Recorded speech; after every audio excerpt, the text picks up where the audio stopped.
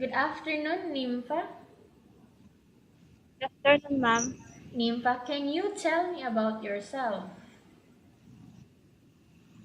Ma'am, I'm Nympha Ananayo, ma'am. I'm 26 years old. I'm married and I have two daughters, ma'am. I have a few questions for you to answer, so let's start. Yes, Why do you want to work as a maid? I want a high salary, ma'am. Why you choose Malaysia when there is a lot of other country? Here in the Philippines, ma'am. How are you qualified for this job? I'm hardworking, ma'am. I'm honest and disciplined person, ma'am. May I know what your educational level is? I'm college level, ma'am. Are you a graduate? No, ma'am. College undergraduate? Yes, What is your recent working experience? and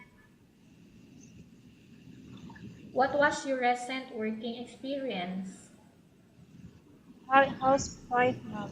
Whole housewife, ma'am. Oh, okay. So you are a full-time housewife.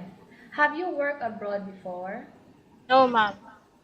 Do you have experience of taking care of babies? Yes, ma'am.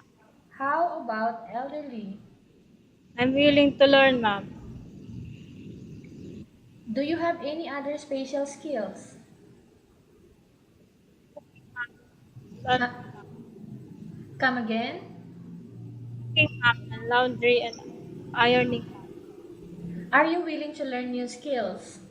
Yes, Are you willing to work with a family where the mother-in-law or any relatives stay together? yes, ma'am. Currently, are you still working now? No, ma'am. Do you know how to cook? Yes, ma'am. What sort of food can you cook? Filipino food, ma'am. Are you aware that you will have to do washing, cleaning, ironing, and cooking? Yes, ma'am. From all the house chores that I mentioned to you, which do you like most? Cooking, ma'am. If ever you were selected to work in Malaysia, who will take care of your kids? My mother and husband, ma'am. You are not allowed to use handphone during working hours. Yes, ma'am.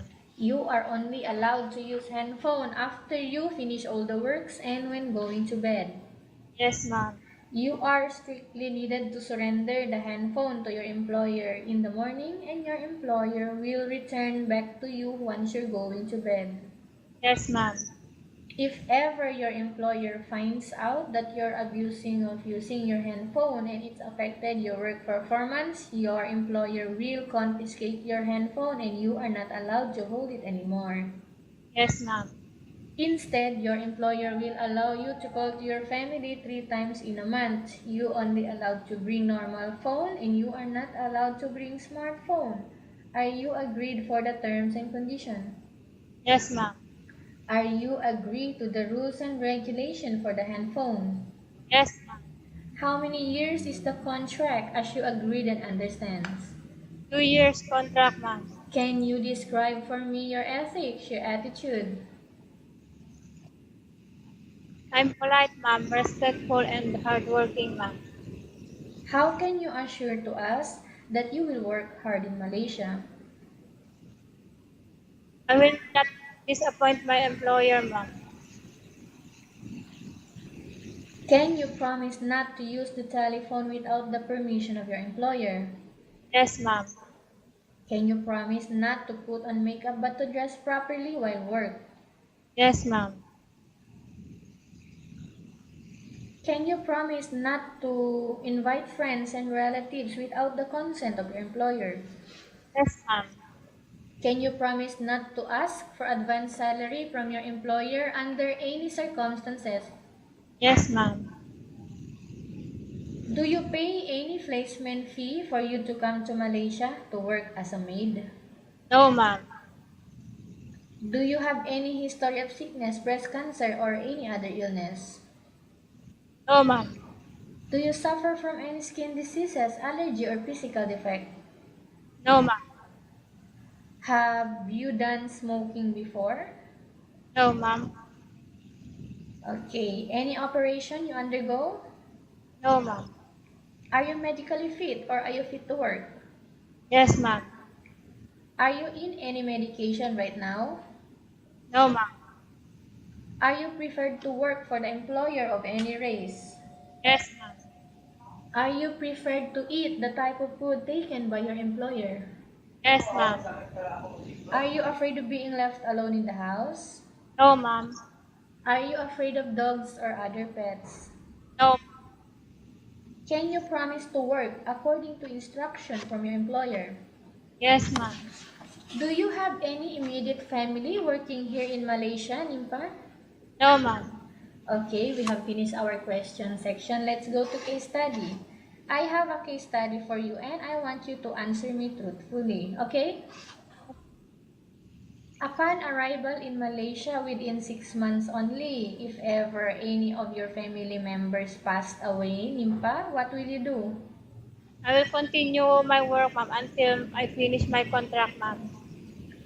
What will happen to the family members died or passed away in the Philippines? What will you do? I will continue to work, ma'am, and finish my 2 years contract, ma'am. Okay, let's say you will finish your contract for 2 years. Any of the family members died in the Philippines. What will you do? I will call them, ma'am, and I'll tell the situation, ma'am. You will explain the situation. Okay. Again, tell us about yourself and why do you want to work in Malaysia as domestic helper? Ma'am, I'm Nympha Ananayo, ma'am.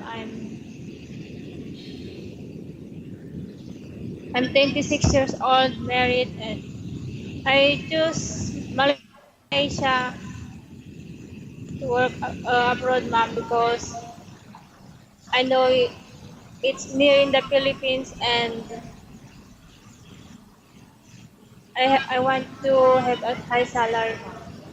Okay, what do you want to tell to your employer who are watching your video right now? Ma'am, please choose me because I'm hardworking and honest and disciplined person, ma'am.